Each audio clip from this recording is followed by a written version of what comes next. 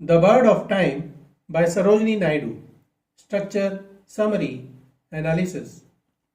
Hello and welcome to the discourse.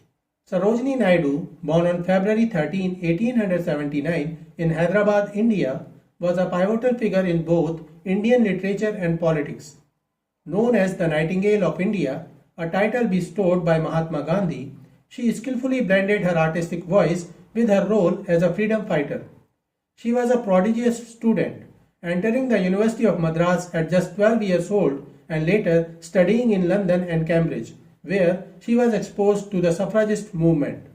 Naidu argued that the struggle for India's independence was inseparable from the fight for women's liberation and was a key leader in the campaign for female suffrage in India. Her political career was marked by historic firsts. She was the first Indian woman to become President of Indian National Congress in 1925 and after independence the first woman to serve as a state governor of the United Provinces. She was a close associate of Gandhi, participating in the Salt March and facing imprisonment multiple times for her role in the civil disobedience and Quit India movements. Alongside this formidable political life, she maintained a prolific literary career, publishing several collections of English poetry that earned her international recognition, including a fellowship in the Royal Society of Literature. The Bird of Time was published in 1912 by William Heinemann in London and John Lane Company in New York. It was Naidu's second published collection, following her debut The Golden Threshold in 1905.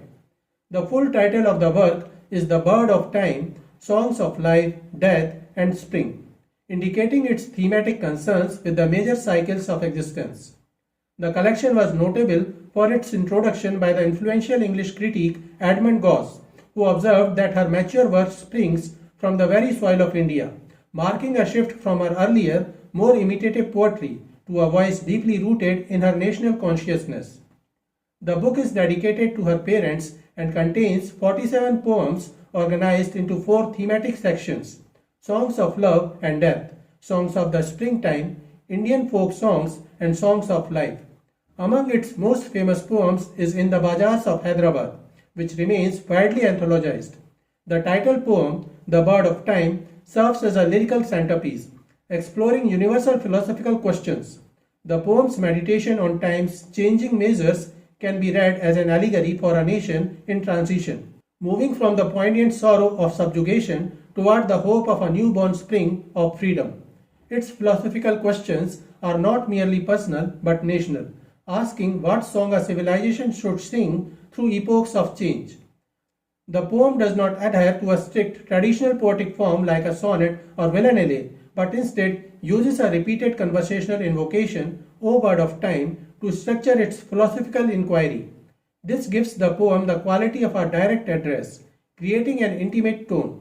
The meter is primarily iambic, a pattern of an unstressed syllable followed by a stressed syllable, da-dum. The lines alternate between iambic tetrameter, 4 iambs per line, and iambic trimeter, 3 iambs per line.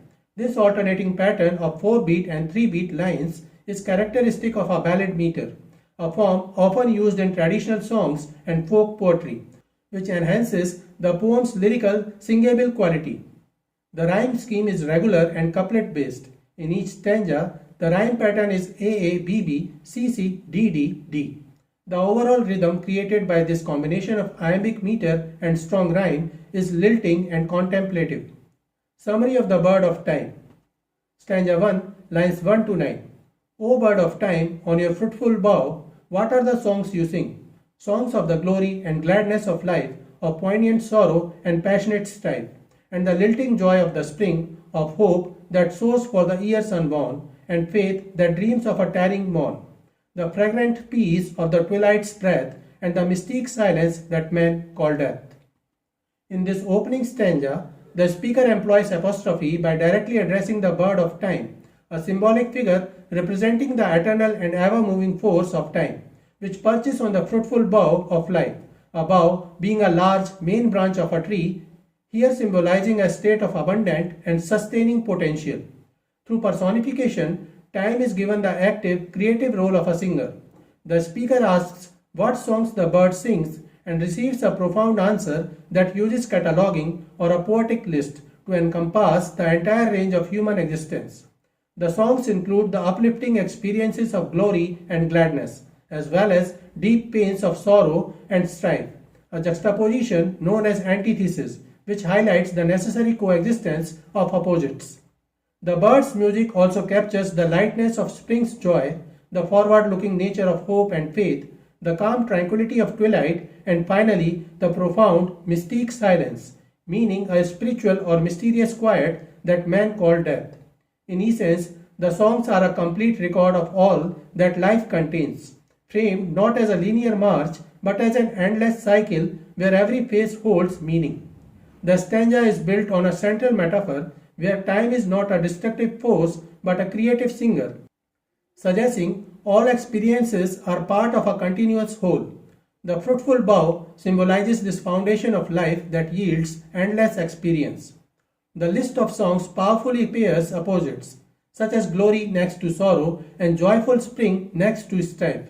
This sustained use of antithesis shows that time's melody is woven from contradiction.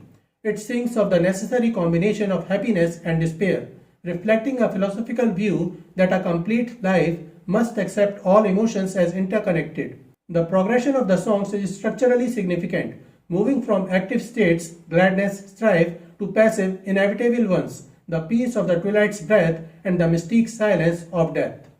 This structure mirrors a human life's journey from energetic engagement to final rest. The final image is particularly important.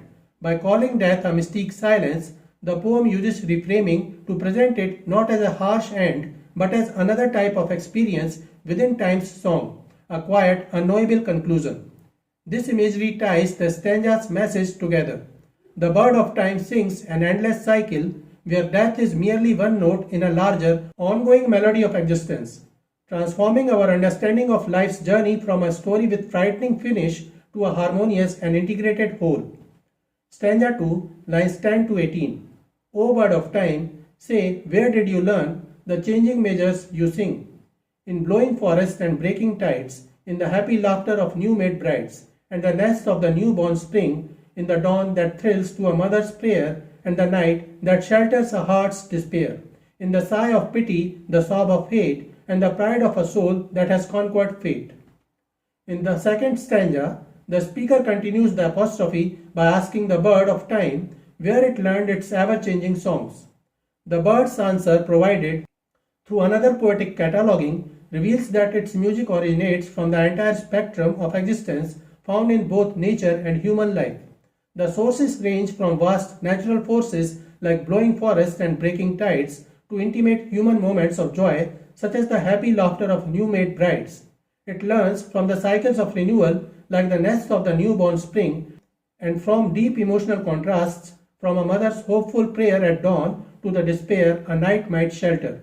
Ultimately, the bird's education comes from the full range of human feelings, including pity, hate, and the triumphant pride of conquering fate. This stanza comprehensively shows that time's wisdom is woven from every possible experience in the world. This stanza deepens the poem's central metaphor by exploring the origin of time's song, answering the where to the first stanza's what. The use of cataloging powerful and contrasting images serves to universalize time's source, claiming it observes and absorbs everything. The listed sources are not random, they are carefully chosen for their symbolic weight and are connected through vivid imagery and sensory language. Natural elements like blowing forests, hearing, and breaking tides, hearing and sight, represent perpetual powerful forces, while nests of the newborn spring symbolize fragile, hopeful beginnings.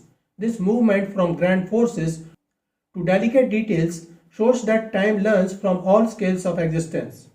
The stanza's core technique is again antithesis, presenting stark contrast to show that time's music is born from life's dualities.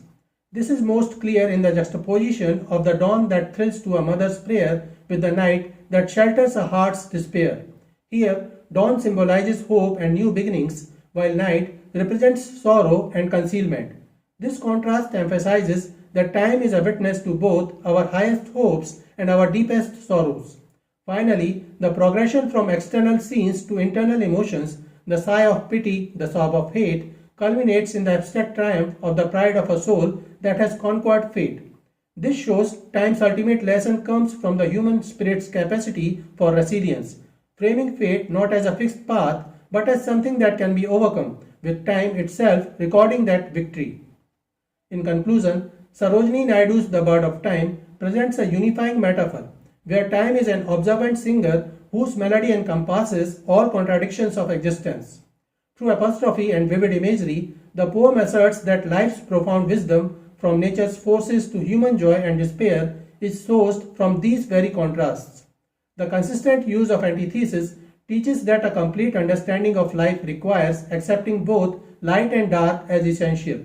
Ultimately, the poem offers a consoling vision of time, not as a linear path to an end, but as a perpetual harmonizing song that weaves every experience, including death, into a meaningful and eternal whole.